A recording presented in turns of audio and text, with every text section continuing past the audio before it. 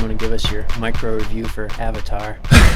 Oh God, I'm still collecting my thoughts on it. I had low expectations, honestly. I was like, I know this is gonna look really good, but this story could suck real hard, and it was good. What did you think of the first one? When I actually watched the first one, I was like, oh, I think this is to the point where like so many people call it overrated that it might be underrated. Yeah.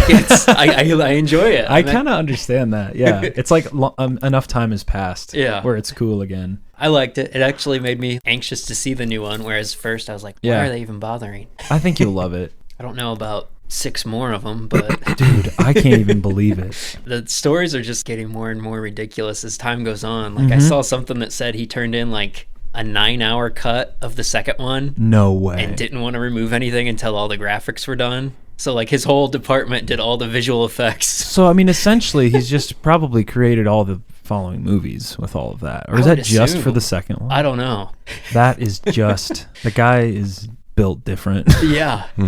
Yeah, I remember hearing something about how they were developing multiple at the same time, but stuff has changed with the plan so many times that I can't keep track of it. I'm not sure if that's still what's going on. I think he's got principal photography on the third one, like almost done. That's what I thought. But like he's waiting to see how well the second one does. Right. If he's going to go through with 4 or 5 and whatever else. For a while, he was kind of acting like no matter what, this is happening. And then more recently, he's been saying all kinds of stuff. Like, it might not happen. And then also, the only reason Avatar is not as popular as Marvel is because there's more Marvel movies. So I don't know if you caught that. But it's because it's been a decade since your first movie. I saw a quote that during this whole press tour that he claims that he went and did a scientific study, like almost Mythbusters worthy, of whether or not Jack would have survived on the door had he gotten up there with dude, I read Kate Winslet.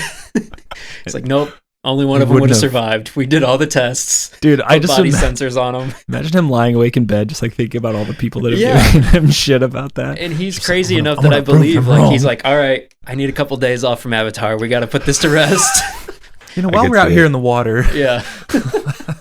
We should probably mention who we have on the show with us. Yeah. Maybe we'll throw something in the beginning. Guess. Yeah. The mystery voice. So today with us, we have Mason Hunter. We reviewed his album somewhat last week with the Year in Tears, Rat King.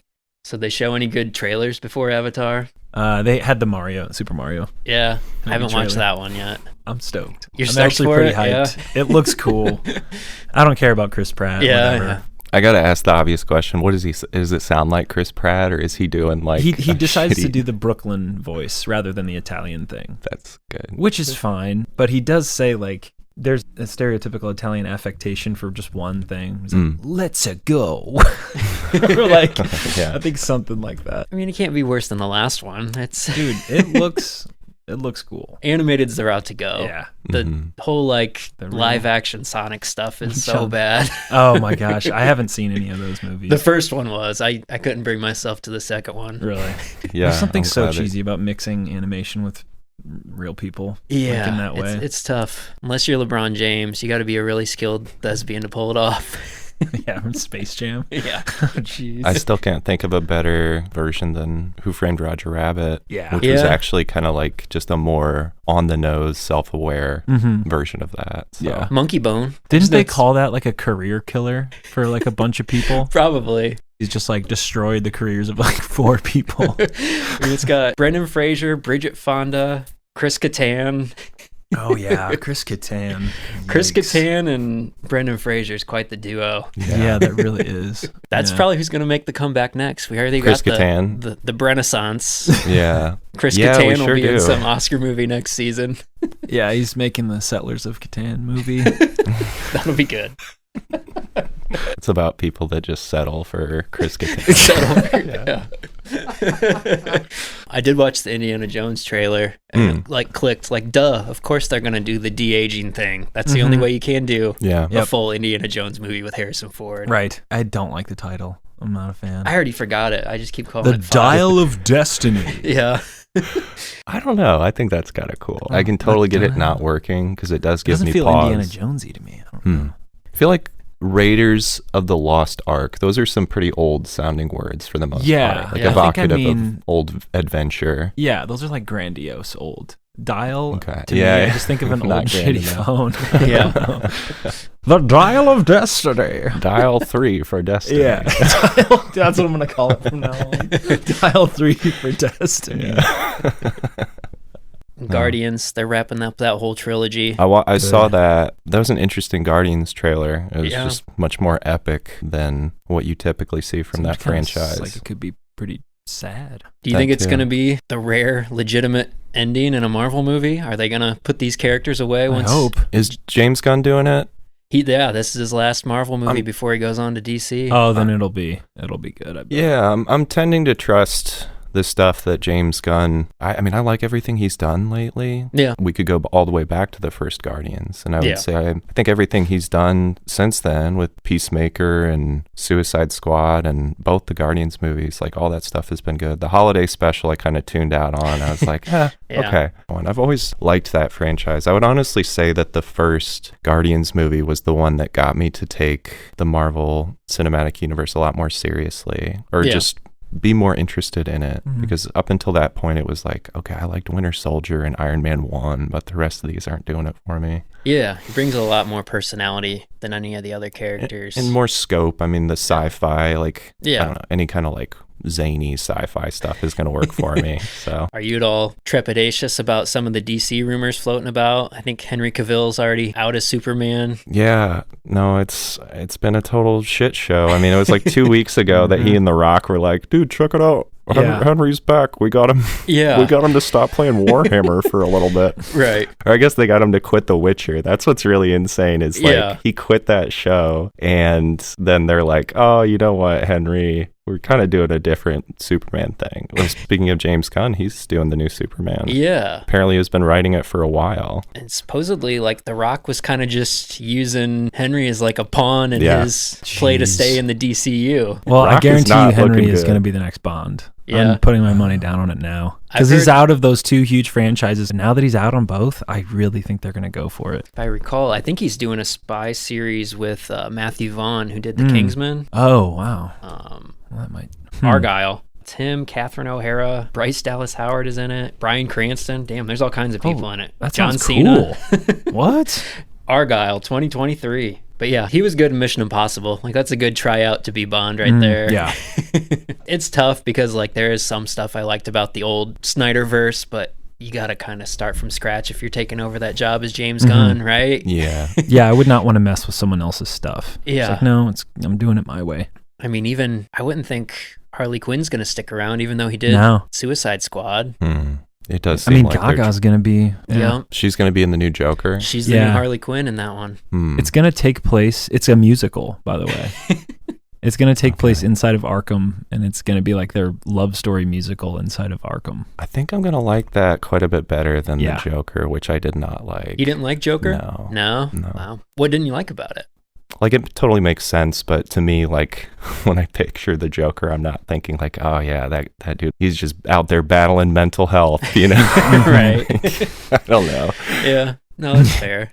Yeah. I hadn't thought about it that way. It's a logical explanation for the character. Yeah. But maybe that's what bothers me. Someone pointed out that, like, the best origin story, and I agree with this, for the Joker is in Dark Knight when he contradicts himself and gives two different explanations for where the scars on his face came from. It's just like, I like the idea of that, of just It's not obscuring knowing. his origin. I tend toward that too. I like when things are not just laid out. And it still seems kind of foggy as to what's going to be connected even in James Gunn's stuff, because I think he already denied that Robert Pattinson's Batman's going to be involved. Wow. I'm pretty sure Joaquin Phoenix isn't going to be involved. His Joker thing's standalone. That is a big deal because they're going to give Matt Reeves another movie. Yeah. Like, they're going to. They're making the Penguin series with Colin there you Farrell. go. That so too. Oh, I didn't know about that. apparently it's actually supposed to bridge the two movies. So that's exciting for me. It's not just like an origin story or something like that. Oh, I love that. Yeah, it's That's actually so going to cool. connect into the next Batman movie. So Perfect. that makes me a little more excited for it. Whereas before I was like, I don't know if I need a whole series on the Penguin, but yeah, here's the conflict. You can't do DC without Batman. Well, yeah. Really. He's got to show up eventually. But yeah, I don't think you can spawn a whole set of characters off of Matt Reeves' Batman and not end up with something that people don't like, because Part of what makes that movie work is it's just taking the gothic tone of Batman, kind of like these darker tones inherent in that comic, and like bringing them to the forefront, right? Yeah. But that's what separates that comic and that character and everything from the larger DC universe. Like that tone is a big conflict, and to picture things spawning from that movie into a cinematic universe is that so different from what you tried with Man of Steel and Batman vs Superman? That shit was super dark. Yeah, the tone has to stay consistent. Can you picture any version of Aquaman standing next to Robert Pattinson as Batman? No. Well, that's the thing that I think we've talked about a lot, is Batman works because it's so grounded in reality. Right. And none of the other DC characters are. Which maybe James Gunn will just let the Batman be the Batman, and then just he'll worry about, Wonder Woman and Superman and all that other stuff. Maybe. I know they're already gutting a lot of the cameos out of The Flash, it sounds like, where Gal Gadot isn't going to show up as Wonder Woman, Batman isn't going to show up, Michael Keaton or Ben Affleck. They're cutting everything out of that, so I don't even know what the point of this Flash movie is now. Right. Jeez, I thought it was kind of supposed to lap. Yeah, I know. Yeah. I thought it was supposed to kind of wrap things up in some fashion, but... Yeah. All right. We want to dive into the album? Yeah, let's do it. Okay. Can you tell us a little bit about your musical background, like how you got started in writing and playing music? Yeah, absolutely. Going way, way back was really playing Zelda. I just wanted to learn how to play those songs on the keyboard. Yeah. I just happened to get Zelda Ocarina of Time the same Christmas that I got my first keyboard. So there you go. It just made so much sense. I just started learning all those. And I just figured out that I had a knack for learning stuff by ear, so I just kept doing that. And I was singing and stuff throughout a lot of my childhood in choirs, and then joined a punk band in middle school with some friends. In our first show, I see Max playing in his band at that show, and we reconnected because we've been friends forever since like preschool, and joined their band as a vocalist, and that just continued on for so long. Well, it felt like a really long time. It was really only like a few years. No, it's 4 or 5 years or something. I guess so. Yeah, that was into the middle of high school. Yeah. And then toward the end of high school, I just started writing my own stuff. I got really into Panda Bear, and the stuff that he was making seemed so achievable to me. I was like, okay, lots of like sample loops and stretching, and it just allowed me to try a lot of really, really poppy stuff. And with like the looping samples and things, it was just an easy backdrop for me to sing over.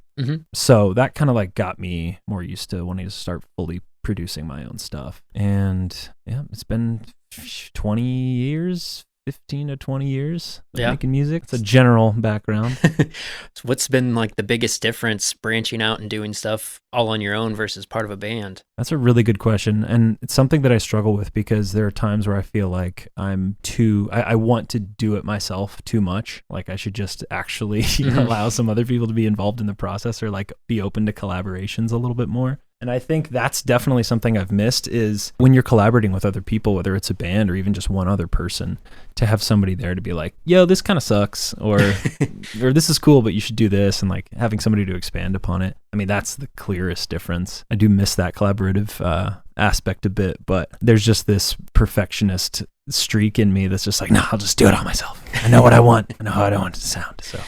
And that extends past the music to, not only are you mixing and mastering this yourself, but the artwork is all original, and the artwork is incredible. I mean, thanks. Completely represents the album as far as like level of quality and tone and everything. So it's really cool to see. I don't remember if you've done that before. Have you made other album arts before? Yeah, they've been really crappy digital like Photoshop attempts though. But I've usually done the art myself. This was the first time where I made like an actual physical piece of art for it. Yeah, and I wasn't going to do that, but...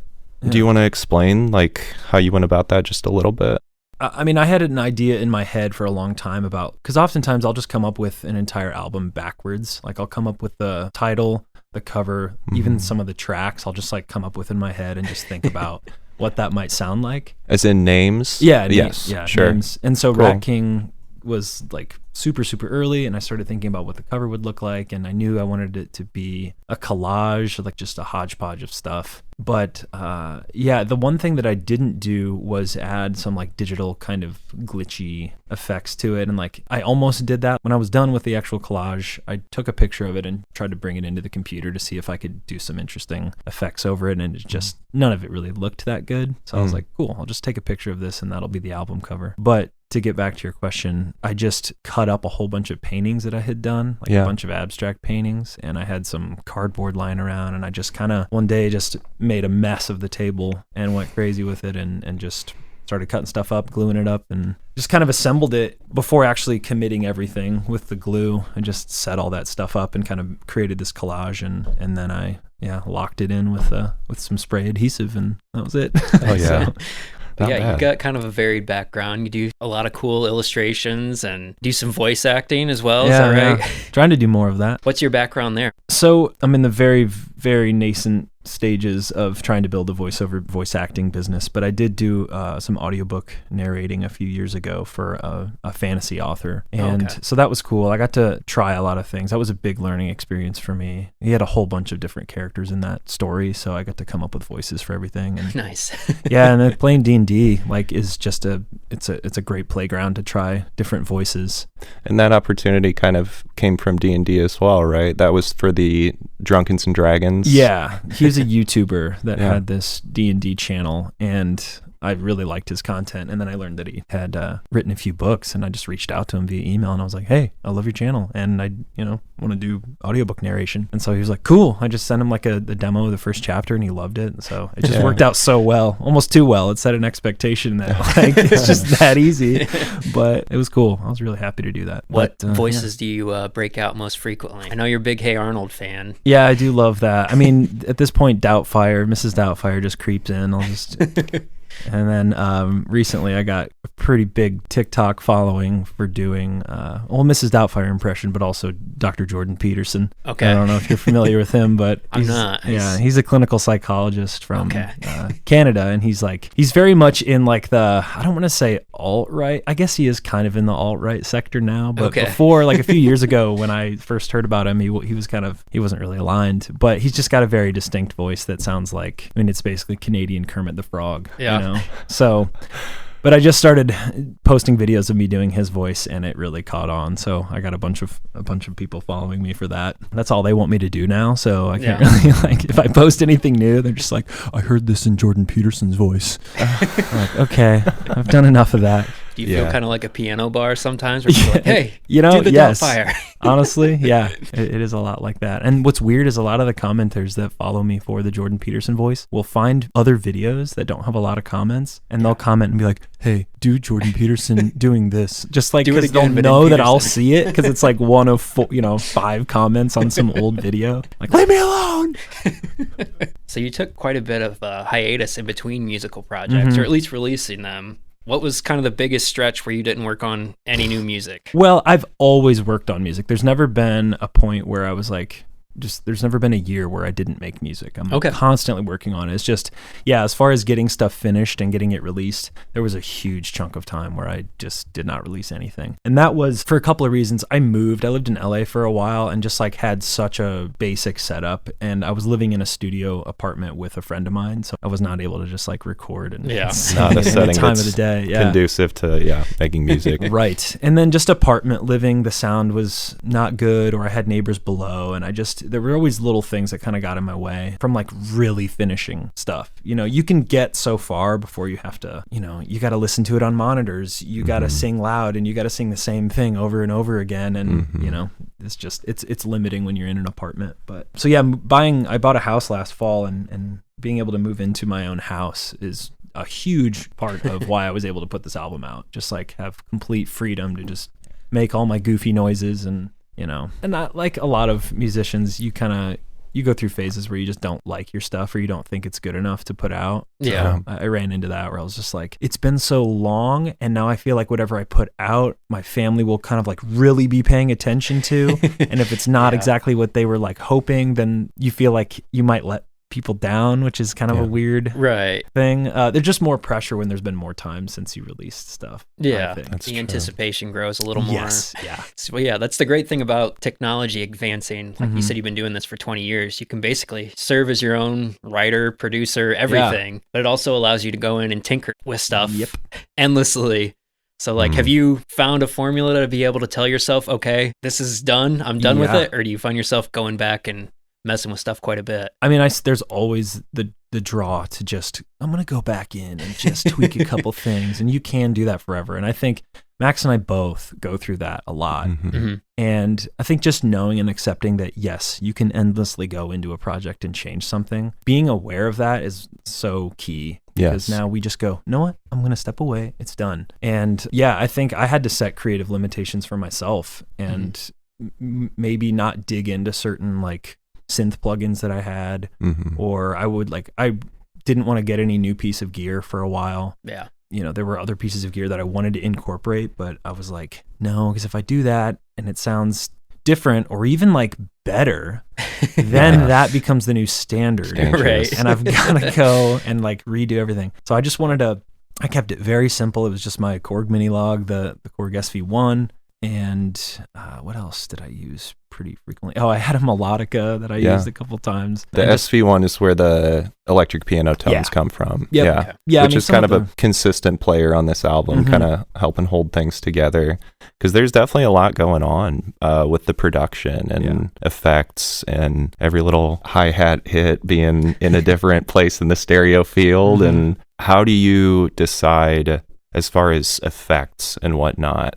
Like, okay, this is the stopping point. Like, no more effects, no more glitchiness.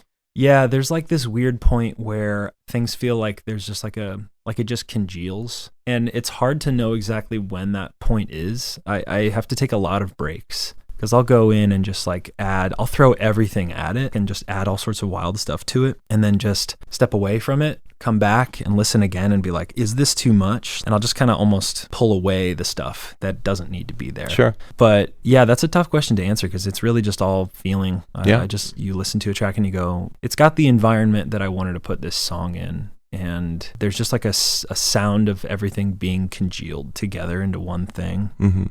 And it takes a while to kind of dial that in for me. You mentioned stepping away. I mean, is that like taking a day away from a song? Is it taking a month away from a song? No, usually if I take a month away from a song, then it's like, I won't be able to get back into it. Interesting. Yeah. So it's this weird like timing game where you have to go in and I'll spend probably, I don't know, 6 to 8 hours just on one song and with like a short break in between just to kind of stay in that mode.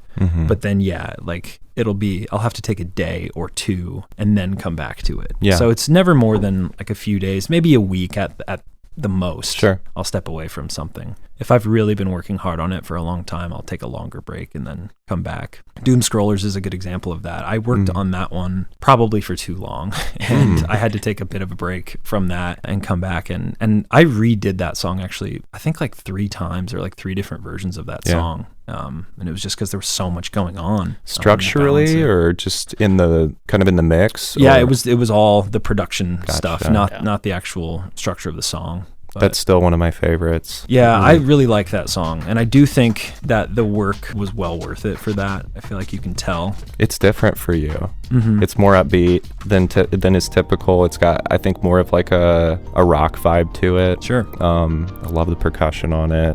Electric piano just driving along. And those harmonies at the end.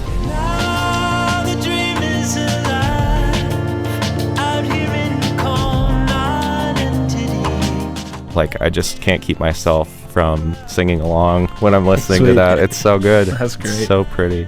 Is there a harmonium on that? Like, I'm trying to figure out what this weird instrument is. It's the melodica. Is that it? Okay. Yeah, it almost sounds like a harmonica or an accordion or something. Accordion, yeah.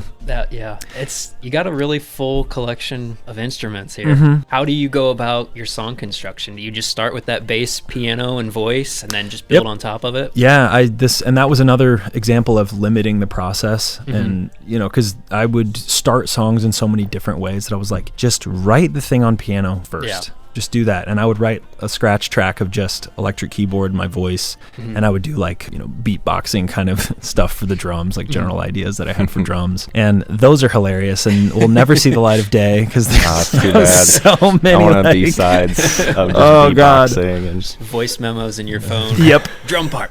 Yeah, just like really bad falsetto, because when I record vocals, or at least when I'm writing a song, I have no idea what the words are. The words come last. So it'll just be like gibberish for 70% 95% of the way, which, yeah, those tracks are hilarious. So there weren't any where you started, because there's a lot where it feels very vocally centered. So I almost thought maybe you started with some vocal tracks on a couple of them. Starting just strictly like writing the vocals like first. The melody for the vocals and then wrote around that. Yeah, I don't think I've ever really done that. Yeah. I don't. It's hard to do. Yeah. For they me, say that's what you're supposed to do. Like all the classic music nerds are like, write your melody first, because then you come up with more interesting harmony for it. And it's like, I would if I could. Yeah, I could see that for sure, because then you can just build the thing underneath it. And, You end up with more interesting chord changes. Like it makes sense, but it's difficult. Well, that explains a lot, because I'm such like a groove person, and for me it just comes from like just kind of banging chords on the keyboard, and I like hear a little melody that would work in there. Yeah.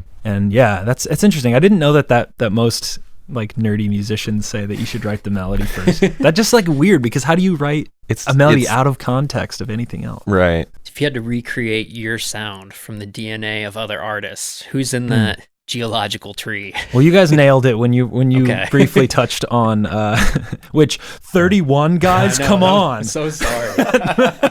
When I listened to it, I was like, oh, I'm gonna give them crap.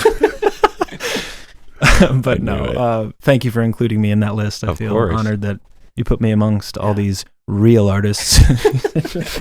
But no, you guys said Beatles, which I mean, I'm a huge Beatles nerd. Who isn't, in a way? They just are in everything. Paul McCartney is just kind of, we have the same vocal, I can't think of it right, range is the word I was looking for. Yeah, really similar vocal range. So Paul McCartney, The Shins, and Animal Collective. Right. Okay. And all blend in there. Sorry, didn't mean to step on that. I was going to say, and also more recently, Aphex Twin is someone that you've talked to me about quite a bit in the recent years. And I think some of like the glitchiness of the album was inspired by kind of his sector of stuff. Absolutely. Yeah. Just the really fast drum and bass stuff. I would love to do more of that.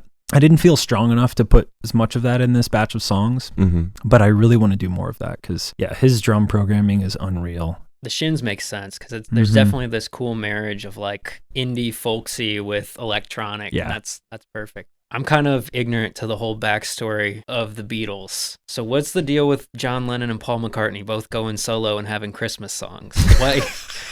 Why is that what they decided to do? Now we're asking the real questions. Yeah, let's dig into this conspiracy. Did George have one too? I think he did, but it wasn't either George or Ringo had one. But I feel like Ringo has to have a Christmas song. But McCartney's is so much better, right? Like that's the Christmas song. You know, that song's terrible. Question. What?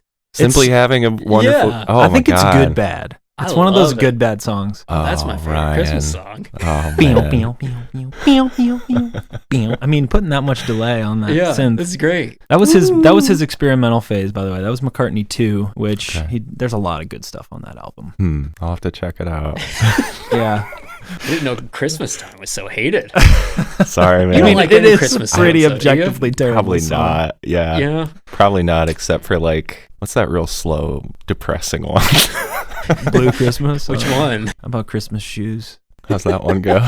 You know that song. Christmas Shoes? Sir, I want to buy these shoes. That's a recent for my one. mama, please. Yeah, it's like this kid's mom is dying from cancer, and he's trying to buy her these shoes in case she meets Jesus tonight. I think there's an accompanying Hallmark movie about it. There is. Okay. Just to give you a taste. And I think, is Vince Vaughn in that? God, I hope so. No, it's not Vince Vaughn. Who is it? You got to look that up. Christmas Shoes. He's definitely like a TV movie from 2002, starring Rob Lowe. Perfect. Vince Vaughn, Rob Lowe. I don't know.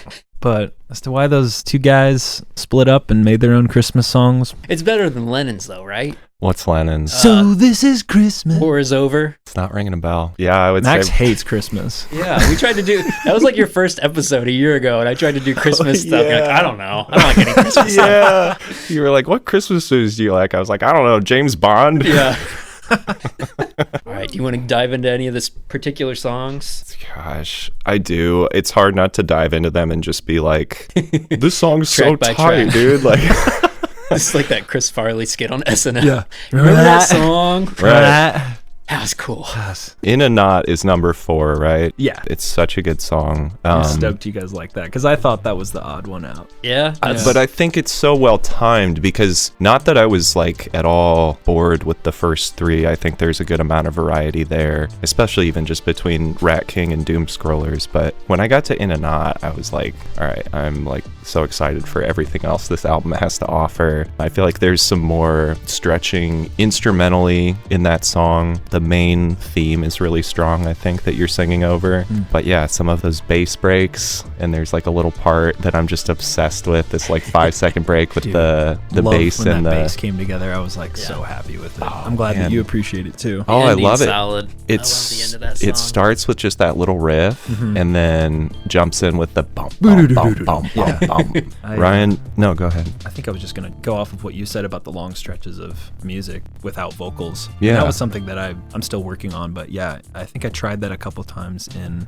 this record, because for a long time I was like, I knew that like my voice was like the stronger part of a lot of my songs, so I felt like I had to fill every part of my tracks with vocals, which I don't need to do that. No. And I think this album I was trying to kind of step away from sticking vocals into every measure of the song. Oh man, the music speaks for itself. I think that's like where my favorite chunk of the album is right in the middle with In a Knot and Tame. Yeah. Because it feels like it does have like the perfect marriage of like letting the instrumentals and synth kind of build this atmosphere, but then like it works in concert with your voice so well. That's so, yeah, great. I'm glad it worked. That was my favorite part of the record for sure. Tame is pretty incredible too. Yeah. Is that a single? Yeah, I feel like if I was gonna put one more single out before I finished the album, and that was gonna be the one. Yeah, I could see that. It's so catchy. The bass, we talked about that bass part at the beginning. You said that was kind of a problem child for you. Yeah. It's bass with delay. And Going back to Simply Having a Wonderful Christmas Time, you go. sometimes putting echo on synth, especially bass, is really hard. Yes. Yeah, I had to do all sorts of stupid surgery on that bass to like get it to work, and it's still not perfect, but whatever. That's a good example of being like, you know what? I've done what I can. It's done. I gotta just leave it. Still, I mean, the song turned out. It's all there. So have you developed any kind of like sounding board where you'll send bits of songs you're working on to kind of get feedback and get that collaborative? It's this dude right over here. Yeah, Max and I have been doing that for each other for so long. Yes. Yeah. Because we're both just, I mean, I don't really know anybody else who is as close to me as far as like how we work. Like, Okay. We're both on the computer for everything pretty much. And both have that same sort of like, obsess for 8 hours on something. Max goes even longer. That dude is a Too long. workhorse. But yeah, it's always been Max for sure. How do you go about making like sequencing decisions on arranging the songs? Oh, making like those decisions? Yeah. like in order? Yeah. It was kind of all over the place with Yeah. this, because I had track titles before anything else. I like to collect titles. Like if I think of a song title, I'm like, I'm putting that in a note. I would love to make a song. Like, what would that sound like? And so I did that a lot with Rat King. And the track list was a question mark up until almost the very end, which I think is good. I didn't want to get stuck with a track list in mind before the songs were done. And yeah, I actually made a pretty last minute decision to switch a couple around. I almost put At the Marrow as the second to last song and put Spinning Wheel as the last. Yeah. Which could make sense, but I felt like after Demon of Noontide and Murmuring, which Murmuring is kind of a dirge, and so I was like, I think I need something more upbeat to pick things up and then end on like kind of a more mellow note. Yeah. But I don't know if you guys have noticed this, you probably have, but the second track in albums is almost always like the single. The big single. Yeah, I've noticed for that sure. from like everybody. It's always the big single, so I just You kind gotta of followed introduce that. yourself and then... Well, unless it's like a one-hit wonder band and then it's just the first song and then the rest of the album sucks. Yes, that's so true. From the way you've described your writing process, I'm sure there are songs that didn't make the cut. Were there any tough choices there as far as stuff that you decided to leave off? Yeah, there were a couple of their songs that were kind of floating around. One would have been a very cool like middle track, like because it had this kind of like an intermission feel to it, Yeah. which would have been sweet. And then there was another song. I really wanted to use this title for a song, but it didn't work out. The song was called With a Clenched Jaw, and I was like, that's badass. I want that on Rat King. And I wrote that song and it was cool, but I just, it didn't fit in the world of everything else. So it was more about matching like the tone of the rest of the record. Gotcha. I know how a lot of bands or musicians will like come to a studio and have like 30 songs and they record them all. Yeah. And like they polish them all. Right. You know? And then they pick the ones that should be on the record. And like that blows my mind. It's a lot of work. Yeah, because like the songs that I know are not going to be on the record don't even get to the point where they're done. Right. Yeah. Like I'm just like, nope, this won't be on. I'm not going to put any more work into this. Like, and I only finish the songs that I know are going to be on the album. So you've never finished one and then kind of in those last weeks said, I don't think I've ever done that. Yeah. That's another advantage to having kind of all the studio equipment you need at your fingertips. Yeah. You don't feel like you need to go into a studio prepared with. Yeah, and it makes so much sense why bands would do that. It's like they got to make the most of their time. Just right. I mean, they have to rehearse all their stuff before they even record it. Yeah. You know, I don't have to do that. Right. Yeah. Have you given any thought to live performances, or is this strictly a studio project for you? I think I would love to play live again, and I've gotten over the desire to want my live performance to sound just like the recording. Okay. And I think that I could play these songs live. They would sound different for sure. And it would be cool to have some other people to play with. But yeah, I mean, I'm floating that idea. I would love to go and play shows again. It's just been so long. Yeah. I don't think I've actually played live in like 10 years. Yeah. Are you thinking like having live bass and drums? I would love to. Yeah. I mean, like ideally it would be so cool to get a group together that just be able to play whenever, but you know, as we're like in other cities and having kids, a lot of people married, having kids, it's just like I don't know 30. If it's even and I'm not even at the point where I'm willing to, well, I guess I shouldn't say that. I am willing, but trying to go and find musicians that you like mesh with on like a personal level and a musical level is like, dang, that's tough. Yeah. Oh yeah. And then scheduling, like what? Yeah. And I have a lot of fun and scratch my musical itch just by like producing and sharing with my friends. And if I play shows on top of that, that's great. But that's what I'm always kind of curious about. Do you get more fulfillment then from like arranging and putting together a record than performing for people? 100%. I love the writing process the most. I like being able to sit back and kind of tweak and, you know, work on the project from like an aerial view. I love that part of it. Playing live is really fun, but I also get so nervous. Yeah. The older I get, the less appealing the idea of a live performance is, because I'm just scared that I'm gonna it's like I've spent so much time at the computer now, and that's my safe zone, and nothing I do there really matters. It can all be Control-Z'd. Yeah, exactly. Gosh, we could just Control-Z so many things in our lives. It'd be great. I find that interesting that you get nervous, because don't you do a lot of local theater? Yeah, that's what doesn't make sense. But the other thing is, like, I'm forced to practice. We're gonna know this show by the time we perform it, and like I don't have a choice. And it's a show with like 10 other people. Right. And when it's just me, I don't really have you. Yeah. And I'm also, and it's like what we were talking about, how you can just Control-Z stuff. Yeah. It's made me I'm not as good at like an actual performer, musician. Yeah. Same. Like playing the keys or even playing guitar. Yeah. I'm not as good. And like, I wish I was. We used to be better. Yeah. For sure.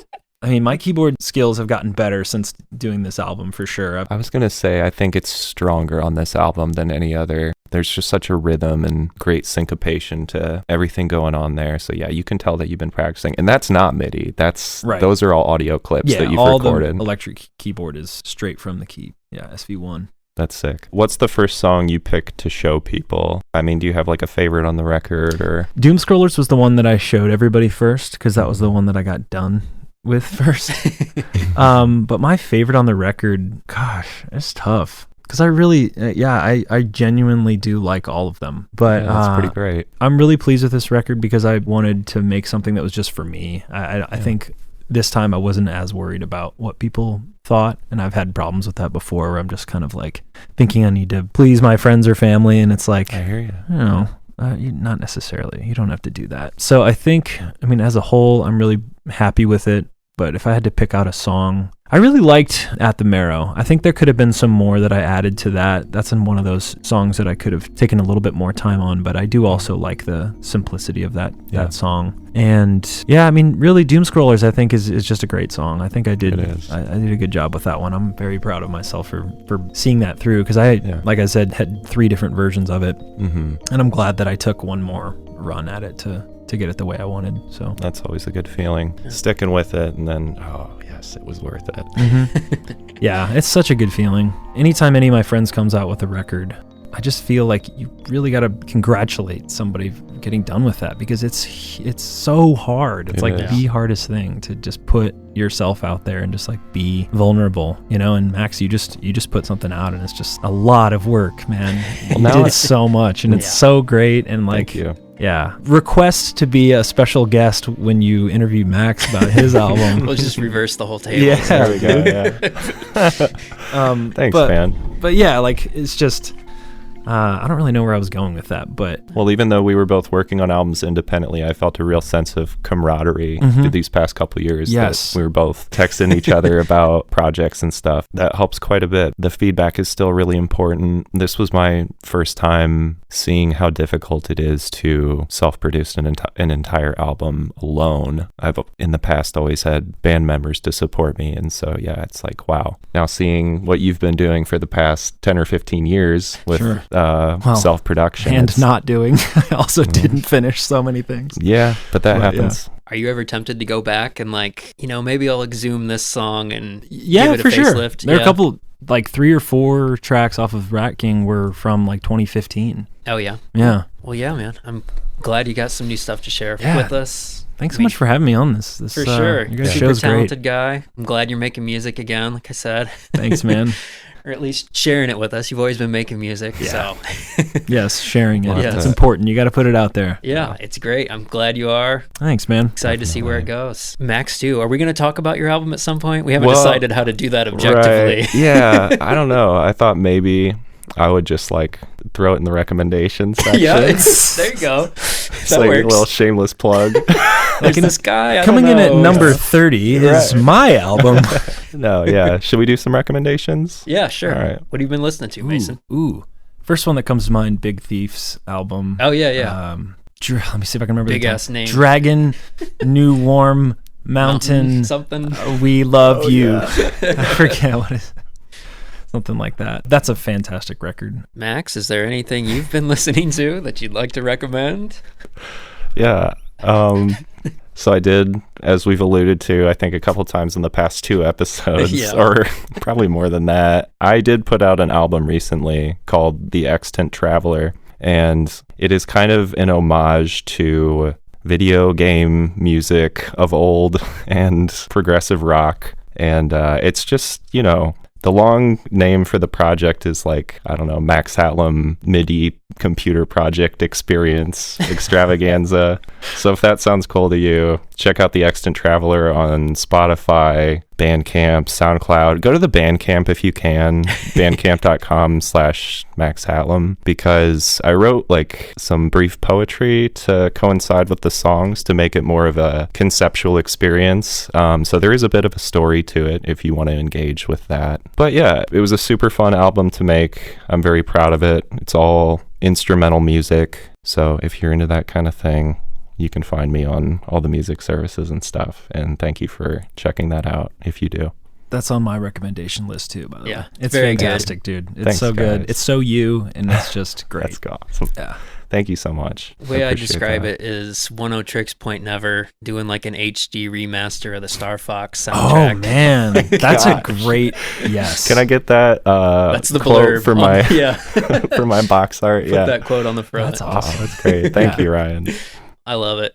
What do you got? Did you what recommend did you something? Oh yeah. Oh, I watched Nebraska. That was so good. Alexander Payne is one of my favorite directors. He makes really bleak, cynical comedies, and it's Bruce Dern, right? Yeah. Okay. So I don't know. It's kind of developed into like a holiday movie for me, even though it's not about the holidays. It's just kind of this family outing and this really kind of bleak middle American look at family and what that is. And yeah, just the humor's so great in it. It's one of my favorite movies of the last 10 years probably. But what about music recommendations?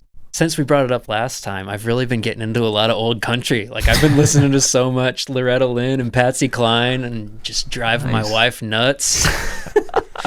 And yeah, so I've been really getting into country. We need to take our country back and get it back to the foundation that our grandfathers founded upon. Hang on. Oh no! Wait, hang on. Just fade unplug my mic. Fade out. Set. There's the fade. Here comes the music.